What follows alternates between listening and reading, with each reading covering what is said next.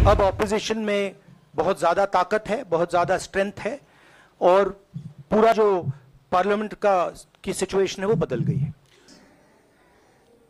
আমরা বসে থাকার জন্য যাচ্ছি না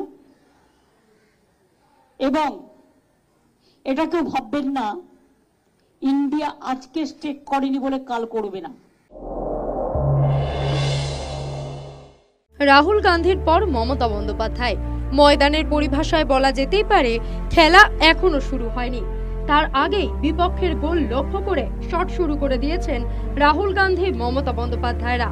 লোকসভা নির্বাচনে বিজেপি একক সংখ্যাগরিষ্ঠতা পায়নি, এনডিএ 291টি আসন পেয়েছে, অন্যদিকে ইন্ডিয়া ব্লক 234টি আসন পেয়েছে।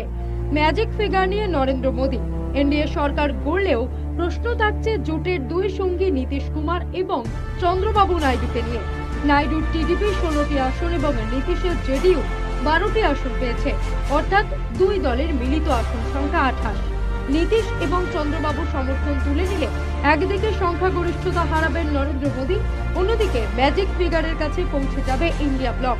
সূত্রের খবর, ফল প্রকাশের পরে নীতিশ কুমার এবং চন্দ্রবাবু নাইডুকে ফোনে প্রস্তাব দিয়েছিলেন বর্ষীয়ান নেতা শরদ পাওয়ার।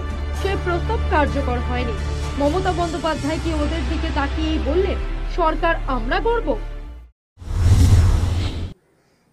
We are waiting and watching the situation. Country needs change.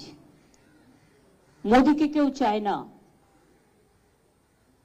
এত বড় হারের পরেও মোদী বাবুর উচিত ছিল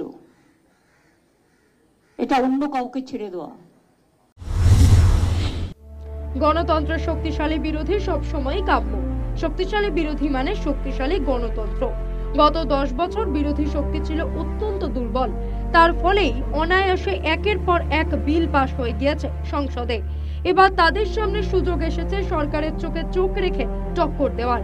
কিন্তু মমতা বন্দ্যোপাধ্যায়ের দাবিতে অনেকেই প্রশ্ন তুলছেন, তবে কি দায়িত্বশীল বিরোধী পক্ষ নয়, বরং ট্রেজারি বেঞ্চই পছন্দ ইন্ডিয়া ব্লকের?